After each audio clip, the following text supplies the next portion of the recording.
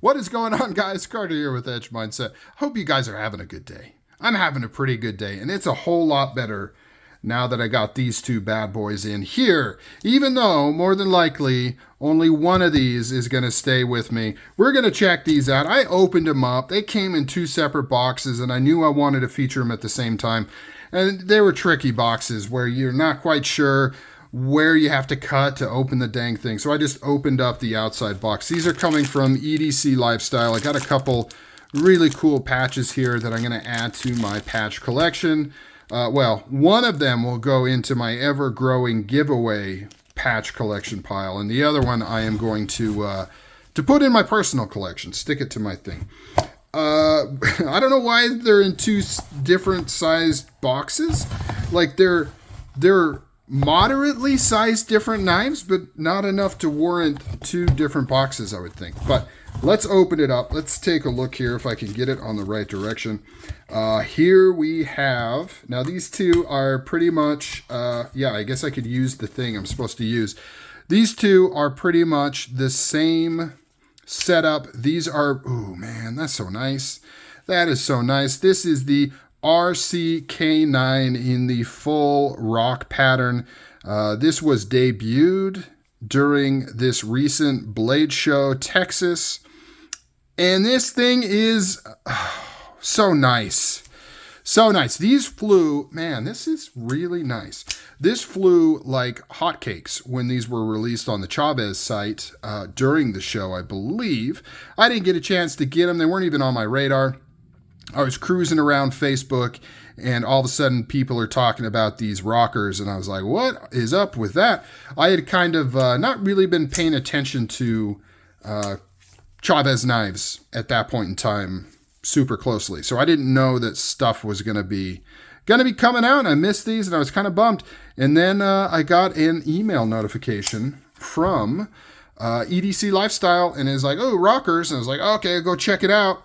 And I picked up this one in the other box first. And then, I got the old adrenaline pumping. I was like, oh man, because I immediately saw that it sold out. And then I went back and picked this one up because I'm like, I sold my RCk9 a while back, and I really liked it. It's just such a good EDC size for carrying around as a general purpose knife with a nice classic blade shape that is easy to sharpen and well suited for all kinds of your cutting needs. No, this is not an ad, but I do like this. I do like the simplicity of this knife. So I picked that one up too. So let's take a look at the one I was really after, right? This is the one, ooh, that really got me going. It is the same dang thing, but it's a scapegoat. I love the scapegoat. Y'all know I love my scapegoats. And I do have another scapegoat, which was right here. This is the only other one I have. It's a user. I have used the piss out of that thing. And I didn't have any full titanium ones. This is the one in 3V, the, what was this? The Dirty Sanchez, Dirty Carl, no, what is it? Dirty Steve. That's right, that's the right name, Dirty Steve. This is the Dirty Steve edition that came out a while ago. Not an integral or anything. I would imagine we're going to see some integral scapegoats here soon. And I kind of wanted the classic belt satin finish. And the full rocker, baby. They also had these in half rocked where I think it was the bottom portion. Oh, now I can't remember. Can't remember if the top was rocked and then the bottom was flat or vice versa. But, I just went, if you're going to do it, go all the way. Now, these are pretty similar looking, and I quickly realized that after I had bought these, I was like, oh man, do I really need both of these knives? I mean, they're very close, right? They're close in size, they're close in form, and then being both of these fully rocked, they're even more close. But so I may sell. I mean, originally I was thinking about selling the RCk9 here, but I don't know. Maybe I'm gonna end up liking that one more than this guy here. I don't know who did this work. Some people think serpents run customs may have done this work, or maybe it was done from factory in Riyadh. I am not sure, but it is very cool. I've never seen a rock pattern quite like this, where it is, I don't know, like it's not like the old school rock pattern that we would see back in the day with like the triangles that cut across. Like it's very cool. Now, I know they didn't invent it, right? I know everyone's commenting down below. They're like, oh, that's nothing new.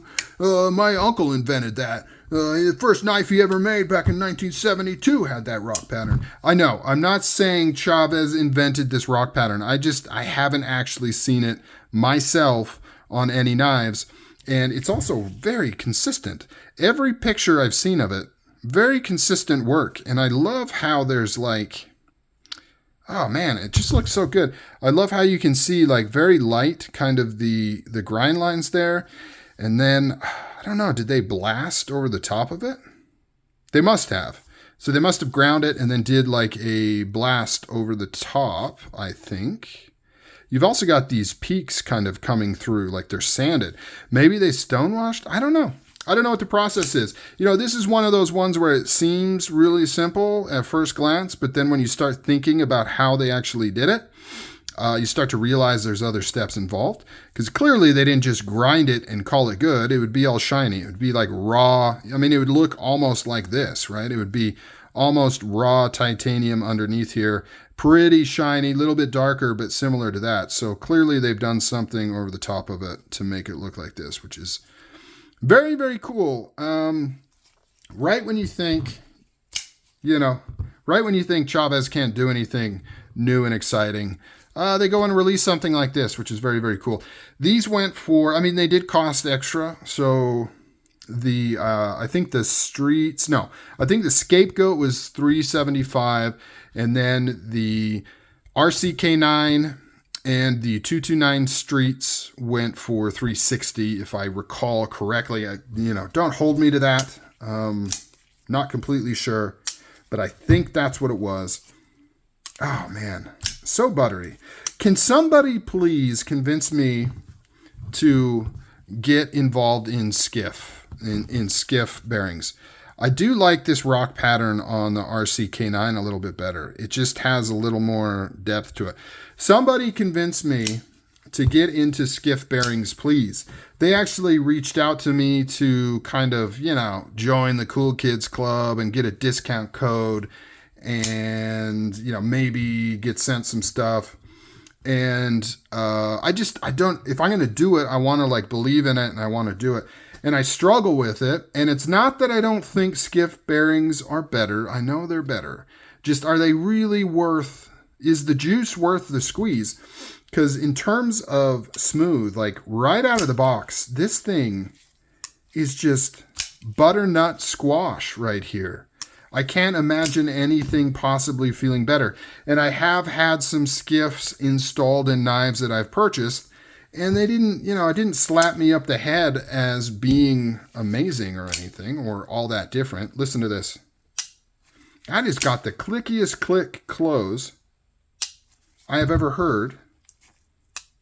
See how that one's like a thunk? This one's a clicky click. That's really nice. So somebody convince me. Should I pursue that and look into it and get more in on the skiffs and like get stuff like this and get skiffs and install them? Or is it not really worth it? Comment down below and let me know what you think of these full rockers from Chaves here. I love them. All right, guys. Talk to you later. I'm out of here. Have a good day. You're awesome. Love you guys. Appreciate you. Bye.